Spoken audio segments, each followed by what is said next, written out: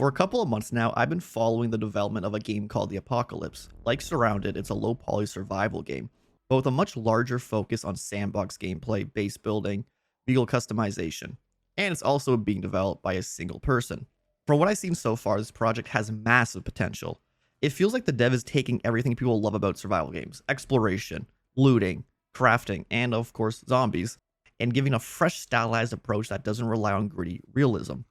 I believe a playtest is still planned for the month of December that we're currently in, but of course that could change depending on development progress. So today we're going to go over everything we know so far from the developer's recent dev blogs and discussion posts. Before we get started, I'll have a link in the description to the upcoming alpha test signup page. So if you're interested in getting your hands on early, make sure to check that out. So what is the Apocalypse? Well, the Apocalypse is a low poly sandbox survival shooter that blends fast-paced combat with light survival mechanics. You'll be scavenging for supplies, crafting weapons and vehicles, building bases, and fighting off zombies, mutants, and even possibly enemy factions.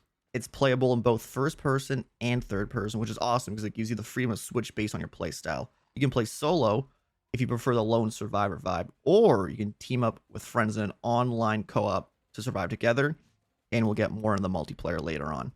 This game is also planned to have mod support in the future, which could really open the door to endless custom content. Think maps, weapons, base parts. Now let's get into the actual survival systems because this is where things start to get detailed. The game tracks 4 main player stats. You got health, hunger, thirst, and stamina. You'll need to manage all 4 to stay alive. Think Surrounded and 7 Days to Die. You can collect resources from the world, whether it's chopping down trees, mining rocks, or scavenging through containers and old ruins. Everything you find feeds back into crafting and base building, so exploration actually matters. The crafting system starts basic. You'll make simple tools like a stone axe or pickaxe, basic weapons like a wooden club or spear, and construction materials such as walls, floors, and doors. As you progress, crafting gets much deeper. The developer mentioned modular weapon attachments, things like scopes, silencers, and grips. So rather than weapons being stat-based, they'll have tactical flexibility, letting you tune them for stealth, range, or raw firepower. All right, let's get into the base building. So from all I've seen, building seems to be a big focus. You'll be able to construct bases piece by piece, add power systems for electricity, and set up automated defenses like turrets and traps. From the early footage, it looks like you can start with a simple wooden structure and slowly expand into metal reinforced fortresses.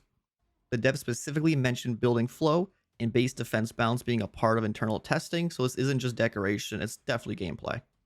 And honestly, it sounds like a dream setup for players who love design secure bases and experimenting with automated defense layouts. I'm very excited to get into the defenses, dude. I think that could be great. I never really did with Surrounded, but I think with this game, with the vehicle stuff we'll get into and the base building, probably going to be a big thing for me. All right, let's get into the zombie AI and difficulty. So the zombie AI is already working in the prototype. They can patrol, chase, and attack, and there are 2 confirmed base types. You got walkers and runners. I'm not sure if this is coming in a future update or it's already implemented, but they're adding more complexity, so they'll have sensory detection, group behavior, and special types like explosive or armored zombies that should make every encounter unpredictable. This was mentioned under the PvE section, so I don't know if that's only for PvE and not PvP. That's what I'm kind of confused on, but we'll get into the PvE versus PvP later in the video. The dev also did talk about adding a hardcore mode. It sounds like it might be like a permadeath option similar to Surrounded's Nightmare plus permadeath run, but it's not confirmed as of yet. It's something he wants to bring in as a difficulty setting, and honestly, that's perfect for people who want that extra difficulty, which is definitely something I would like. The game also includes a full farming system. You'll be able to hunt, set up irrigation, and grow food to sustain yourself over the long term. The dev mentioned this ties into making your base self-sufficient, meaning you won't have to scavenge endlessly once you set up a proper farm and water system. That's a really good balance between realism and playability. It gives you a reason to explore early on, but lets you settle down later. Now, let's talk about one of my favorite things that this game has to offer, and it's vehicles customization. So there are bikes and compact cars, and obviously you work your way up to an RV, heavy-duty vehicle that can all act like a mobile base. So each vehicle has fuel, it has its own storage, and features customizable parts. You can change the tires, armor plating, paint jobs, and you can add mounted equipment. You can add, like, I think it's spikes on the front. You can add I forget what it's called, but like you can run zombies down with it at the front as well. As of right now, there is no, from his dev blog, there is no mounted guns. You can add, that's something he wants to add later on, and that would be amazing. The next best thing is that if you have like an RV, you can actually put a sleeping bag down, you can put a furnace in there to cook some food, and so cool. And honestly, I wish Surrounded had this, to be honest, but we're talking about Apocalypse in this. Now, I think this might be the most important thing for a lot of people, multiplayer and then the game modes. So the Apocalypse supports both PvE and PvP gameplay. So in PvE, you'll deal with upgraded zombie AI like I was talking about earlier. You got dynamic world events like airdrops, supply convoys, and even wave defense scenarios at outposts. You got environmental hazards like radiation zones and harsh weather, which will also play a big role. Now for PvP, there's a full territory and ownership system, meaning you can claim land, lock chests, and defend core buildings. You can also form alliances or toggle friendly fire, which opens the door to faction wars and base raids. So the game is kind of like a Surrounded meets Rust, but it has that single player element in it, which I think is very good for the people that don't want to do the PvP and just want to play with friends, and you just turn on PvE mode with your boys and just go on and have some fun, you know? And also with the PvP, it actually doesn't stop there. There are PvP zones specifically designed as resource control areas for player to fight over. So, and now the game will allow you to host your own local server with up to 32 players. But if you somehow have more than 32 friends, you can run a dedicated server for a larger community.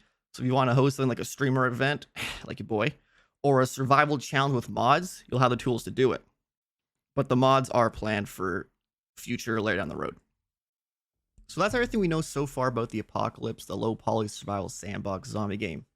So now a bit of background on the dev. He started this project around 2 years ago and even said he quit his job to fully commit to it.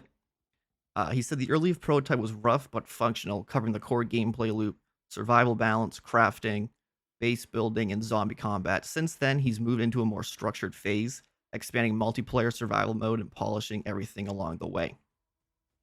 There are also social systems in progress, guilds, friends lists, chat channels, and team invites. So when multiplayer officially launches, it's not just drop into a lobby, it'll feel like a connected world. The vision for the Apocalypse is to create a survival sandbox that feels alive, where emerging gameplay drives your story rather than scripted missions. So that's everything we know so far about the Apocalypse, the low poly survival sandbox zombie game. Between the modular vehicles, deep crafting, and mix of PvE and PvE, it honestly looks like one of the most promising indie survival projects on the horizon. If you're into games like Surrounded, DayZ, or Project Zomboid, but want something with more creativity and less grind, I recommend wish listing the Apocalypse on Steam. And again, if you want a chance to play early, I've got the alpha test sign up link in the description. Let me know in the comments what part of the game you're most excited for. Personally, it's gotta be the vehicle mods. I can't wait to play with my friends, but I think the vehicle modular system might be the favorite thing I've seen so far. But anyways, thanks for watching, and I'll see you in the next one. Peace out.